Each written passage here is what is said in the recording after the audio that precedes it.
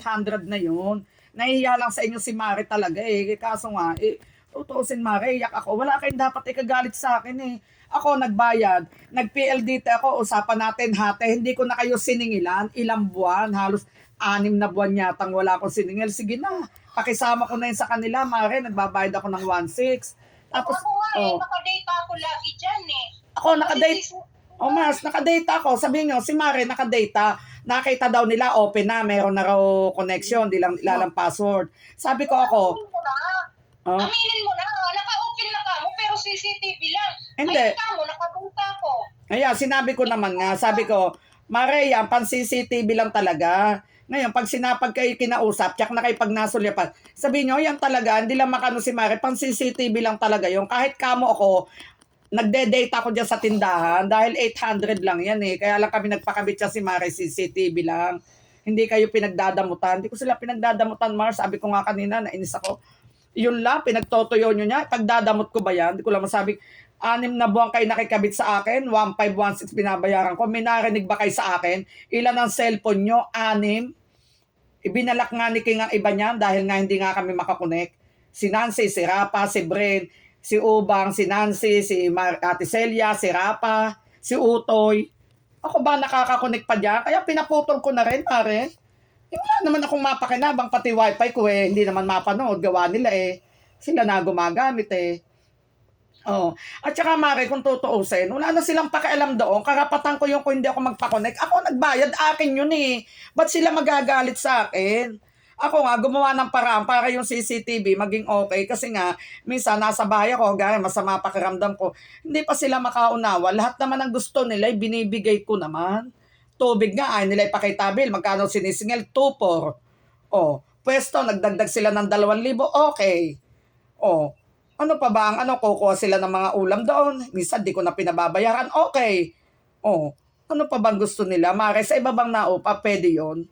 Ako, hindi ako nagtotoo sa kanila. Ba't sila magagalit? Galit na galit si Celia. Kaninang umaga pa, doon kayo, sabi nga, na diehard daw si Gina. Kasi sabi ni Gina, wala akong alam dyan. Ang alam ko, wala pa. Ako nga, hindi nga ako makakonect dito eh. Sabi, diehard ka talaga dyan sa amo mo eh. Anong pakialam nila? Ako'y nananahimik sa tindahan. Alam mo, iyak talaga ako, Mare, nilalagnat ako. Pumunta ako doon. Sabi ko, Mare, yung ba pinagtotoyo nyo? Sabi ko, ipagdadamot ko ba yan kung kaya ang 10 cellphone? Kilala nyo ako, kahit kailan, di ako nagdamot sa inyo. Yan lang ba yung kinakagalit nyo? Galit na galit si Celia. Sa akin. Sabi mo, magpapakabit din kami, papalayasin na daw ako doon. Eh, di bahala sila. Bahala na Panginoon, Mare. Ako ang sama ng pakiramdam ko, pero ako pumunta doon.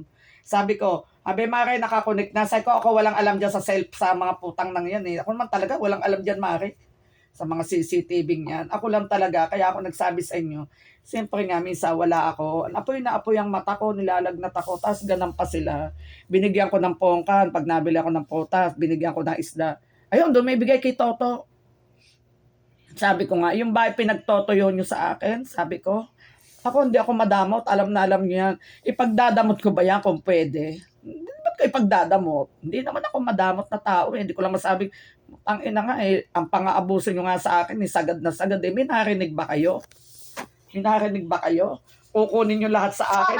Oh, Mare. Pag pinalis ka, sige, paalisin ninyo ako, bayaran ninyo utang ninyo sa akin. Oo, tsaka sinabi ko naman sa kuya kong kapitan, once na ako'y pinaalis, tatawagin ko siya. Magkakaintindihan kami. Oo, pati utang nila kay Joe, pababayaran ko. Hindi pwedeng ganon, Mare. Laging panakot nila, gagawin na daw yung 7-Eleven, gagawin na ako, kakayayabang. Laging ganon. Lagi din naman, Mare. Papayag ba naman ang maging 7-Eleven yan eh? Papapiranggot? Oh, Mare, yan eh, nananakot lang niya. Nananakot lang niya. Akala naman niya eh. At kunin niya yung pwesto kay Uday, di naman makakaano ng Ano ginagawa 7-Eleven mo? yun. Makakapanapat. Sila raw sa taas, doon daw sila sa taas titira. Ganon-ganon. Iniisip nga namin yung Tampas.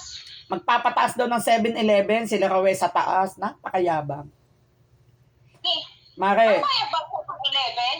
Mare, kaya walang mangyari sa buhay. Alam niyo ba, sabi ko mamaya, kahit magsisimba ako. Sabi ko nga, Gina, walang niya.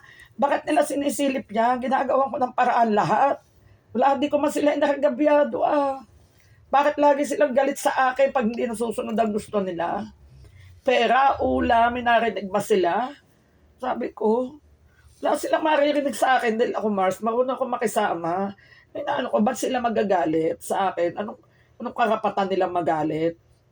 Karapatan ko yon dahil pag binigay mo naman ang password, Mari, ko-connect na naman sila. Paano na naman ako? O, yun ang obra na nasasabihin si Mother lang, pero saan ka? No, ginawa nga ni Kim, pinagbablock yan kasi hindi kami makakonek eh. Tingnan mo, nakakonek, Huawei, ganyan, cellphone, dami, lahat sila.